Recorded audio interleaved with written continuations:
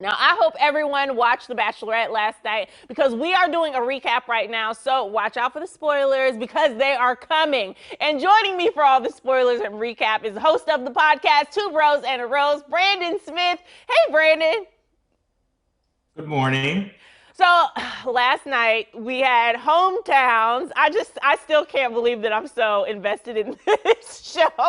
And I think maybe the biggest thing that stood out was Rachel dumping Tyler after he confesses his love for her. I mean, talk about cringeworthy. I was sitting there yelling at my TV. I was like, girl, just interrupt. Just kick him off.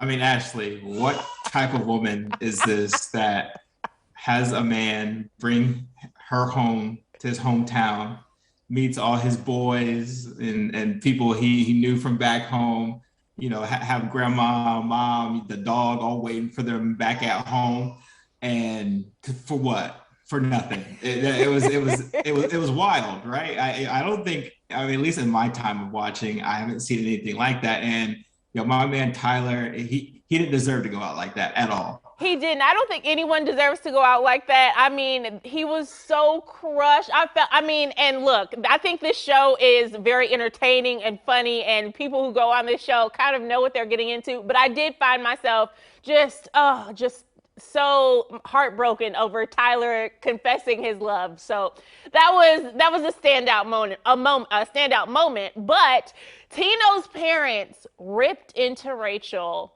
so hard, and it seemed like girlfriend could not get her words together.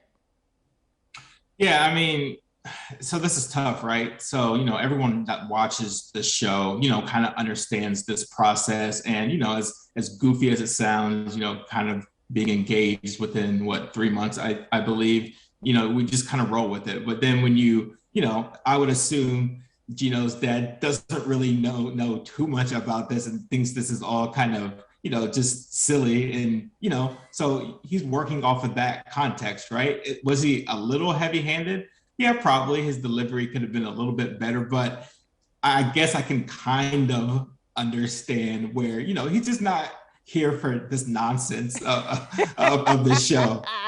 And you know what? I have to sympathize because this is one of the main reasons why I could never go on The Bachelor or Bachelorette. My parents are not into it. They're not going to play along. They're not going to play the role of nice, just easy softball questions. They're going to go in. They're going to rip whoever the guy is apart.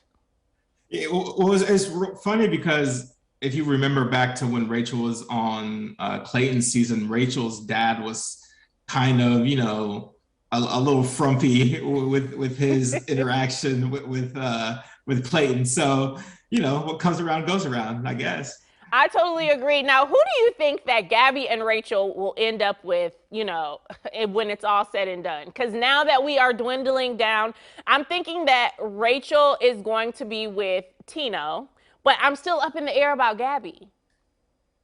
Yeah, I think Tino's still been the heavy favorite throughout. As for Gabby, at least what they showed with the editing, and this could just be good editing. It seems like Gabby may not even be there for the quote unquote like engagement portion of the finale. So yeah, I think it's I would be with good money saying maybe Gabby doesn't end up with anybody, and at least Rachel goes through the formality of her and a guy, proposing. But after that, who knows?